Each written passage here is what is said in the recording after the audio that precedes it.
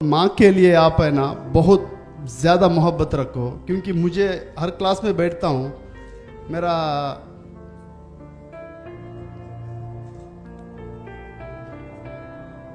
कब क्लास खत्म होता है बल्कि मैं इंतज़ार करता हूँ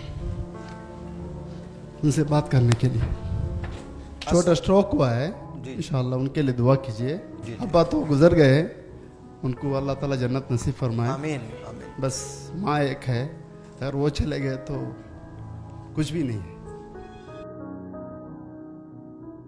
इमोशंस देखिए माँ के लिए, जो आज गर्लफ्रेंड को हम जो ज़्यादा दे रहे हैं इम्पोर्टेंस, ये पैसा वैसा कमाने के बाद आज इनके पास दौलत है, पैसा है, कई कंट्रीज घूमे हैं, और माँ थोड़ी सी बीमार है, तो ये कह रहे हैं कि मैं तकता रहता हूँ कि 5 कब बज जाते हैं तो फिर मैं माँ से फ़ोन पे बात करूँ।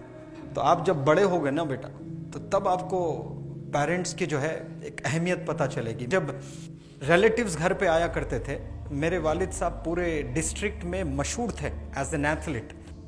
आखिरी 10 साल जो उनके थे, तो जो भी रिलेटिव आते तो वो मिल के रोते थे, या कभी बैठ के अकेले ही रिश्तेदारों के बारे में डिस्कशन आता तो आंख में आंसू, और मुझे लगता था ये क्या दीवानापन है इनका, कोई आदमी रिश्तेदार का नाम लेके आंसू कैसा आ जाता है।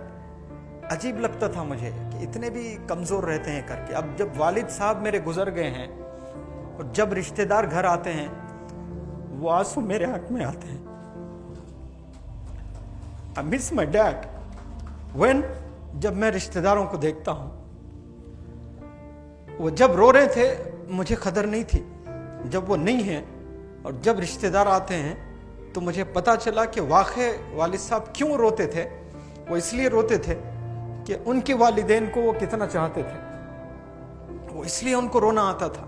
आज जो मुझे आता है इसलिए वो वालिद साहब को भी आता था, क्योंकि वो अपने वालिदैन को बहुत मिस किया करते थे।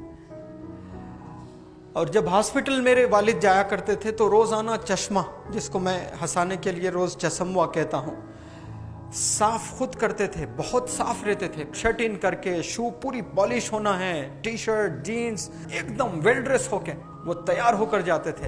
अपना जो स्पेक्टिकल्स है वो साफ करके जाते थे, लेकिन जाते वक्त में वो अपनी माँ को देते थे और वो अपनी पल्लू से चश्मे को जो है साफ करके दें। वो लाइसेंस है बाहर निकलने का, तो वो लगा के फिर बाहर जाना। एक दफ़ा जल्दी में गए तो वालिद साहब कह रहे थे कि बहुत बेचैनी हुई, पूरे 8 घंटा में जो ड्यूटी कर रहा था बहुत बेचैनी हुई, क्योंकि मैं आज मेरी माँ की दुआ लेकर नहीं निकला घर के बाहर।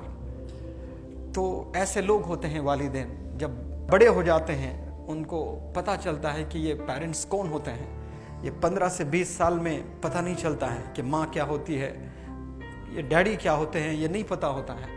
लेकिन जब आपकी एज बढ़ेगी तब पता चलेगा। लेकिन याद रख लें, वो दर्द आज आ जावे आप में, तो फिर आप आज से ही आप जो है जन्नत में खिले आपके बनते रहेंगे, महल बनते रहेंगे आपके इंशाअल्लाह। और यहाँ भी महल बनेंगे और वहाँ भी महल बनेंगे इंशाअल्लाह। मैं दुआ करता हूँ आपके लिए कि अल्लाह आपको खूब कामयाबियों से नवाजें।